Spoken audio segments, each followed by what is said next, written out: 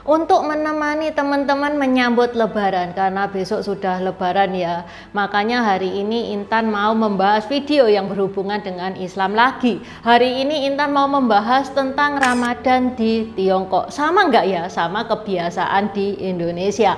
Tachaniho, namaku Intan, selamat datang di channel aku, Dynasty. Sebelumnya Intan mau membacakan pesan yang masuk via Saweria. Kali ini dari Reza. Intan bahas tentang perangnya Tang Taichung dong. Dia kaisar China plus Kagen juga. Bagaimana ekspansinya ke utara dan Korean suku. Ini kayaknya kalimatnya belum selesai ya. Oke, nggak apa-apa. Untuk Kaisar Taichung itu Intan pernah bahas. Ini linknya di deskripsi juga sudah Intan taruh. Kalau pengen tahu detail-detail kampanye militernya, nanti Intan lihat lagi ya. Siapa tahu bisa Intan bahas di video berikutnya. Buat teman-teman yang mau nulis message dan message-nya Intan bacakan di video berikutnya, teman-teman bisa nulis via Saweria yang linknya ada di deskripsi. Okay, let's start!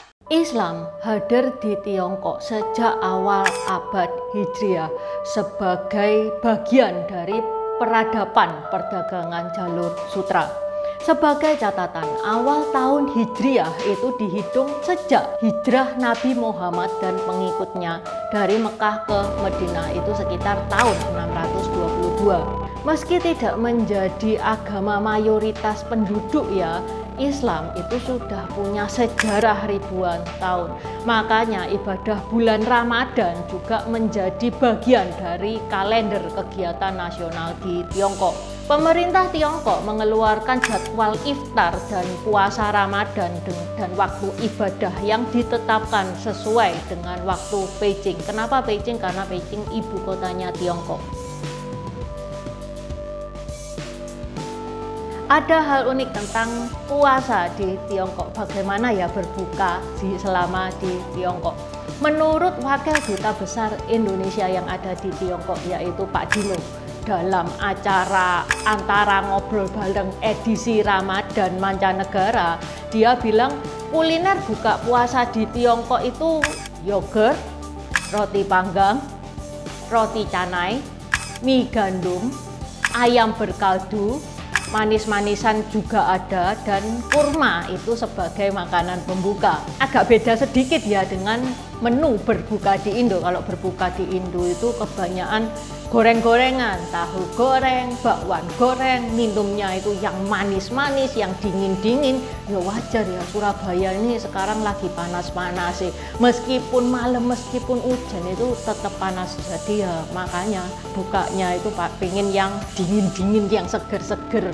Terus tentang menu halal di sana gimana? Susah apa enggak? Enggak guys, enggak sama sekali. Bahkan menurut NU Online, selain stok yang melimpah, masyarakat lokal itu juga sering loh membantu. Jadi kita tinggal tanya, masyarakat lokal itu nunjukin, oh ini halal, ini halal, ini halal.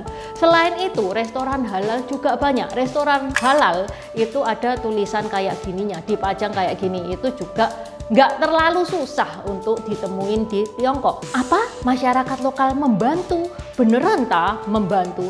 Iya, beneran. Itu yang nulis NU Online sendiri loh. Kalau teman-teman tidak percaya, linknya tak tulis di deskripsi. Ya memang sih kita itu sering mendengar ya hal-hal negatif tentang orang-orang Tiongkok kepada umat Muslim.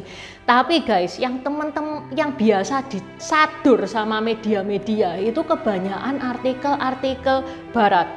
Kayak ya, contohnya seperti yang barusan viral, ada berita bahwa suku Uighur itu dilarang untuk berpuasa selama bulan Ramadan, dan itu totally hoax. Di Tiongkok, selama puasanya tidak mengganggu, tidak merugikan, enggak apa-apa. Kominfo sendiri ya yang sudah mengklarifikasi bahwa berita itu hoax. Media-media di internet itu enggak semuanya benar guys. Kita harus pinter-pinter untuk menyaring. Kapan hari kan juga ada kan berita bahwa pemerintah Tiongkok melarang umat Muslim pergi ke masjid.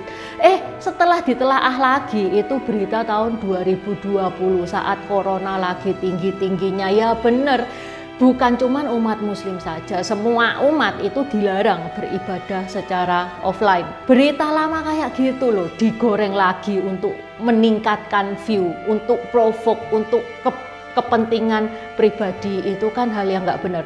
Makanya Intan itu ya, konten-kontennya Intan itu juarang banget, ngambil media-media dari barat itu juarang banget.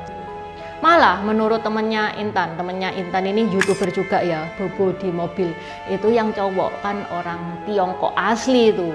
Mereka itu bilang loh, justru suku minoritas di Tiongkok itu lebih disayang, lebih dianak emaskan dari suku Han.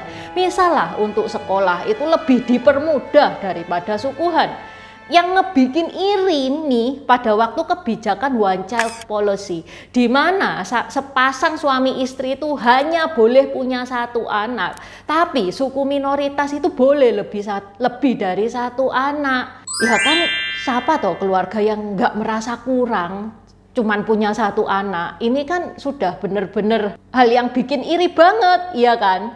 Terus juga selama Lebaran, khusus umat Muslim di Tiongkok, Lebaran di Tiongkok itu bukan hari besar nasional ya, tapi khusus buat umat Muslim doang. Itu dikasih izin Lebaran, dikasih izin mudik. Nah lo kurang sayang apa coba? Pak Dubes juga bilang jangankan kegiatan puasa, kegiatan beribadah kayak misalkan sholat, itu juga didukung sama pemerintah, juga didukung sama masyarakat, dilindungi jugaan. Dubes Indonesia yang namanya Pak Dino itu ya, dia merasa nyaman dan dilindungi banget saat berada di Tiongkok. Di Tiongkok itu masyarakatnya kan mayoritasnya bukan Muslim ya, jadi masjid itu agak jarang.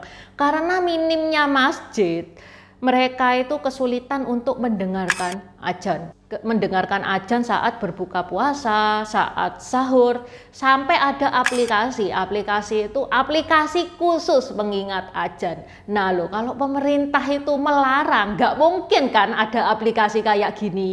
Seru ya menjalankan ibadah puasa di Tiongkok. Apa teman-teman yang nonton video ini ada yang pernah menjalankan ibadah puasa di negara yang non-muslim? Challenging nggak? Challengingnya itu gimana? Boleh dong berbagi di kolom komentar. Oke, sampai di sini dulu bahasan Intan hari ini. Buat teman-teman yang merayakan Idul Fitri, Intan mau ucapkan selamat Hari Raya Idul Fitri. Sampai ketemu. Buat subscriber baru, selamat datang. Terima kasih sudah menonton videonya Intan sampai habis. Intan sarankan buat teman-teman yang baru bergabung untuk nonton videonya Intan tentang pergantian dari dynasty ke dynasty. Ini nih videonya, di deskripsi juga sudah Intan taruh, karena di video pergantian dynasty itu adalah basic dari semua videonya Intan. Itu yang pertama. Yang kedua, video pergantian dari dynasty ke dynasty ini bakal sangat membantu teman-teman kalau misalkan teman-teman itu nonton film-film Tiongkok yang kuno-kuno itu bakal sangat membantu banget, karena film-film Tiongkok itu nggak menceritakan secara jelas background kayak gimana. Terima kasih udah nonton channel ini sampai habis. Dukung aku terus berkarya dengan klik subscribe dan bunyikan lonceng di bawah ya guys.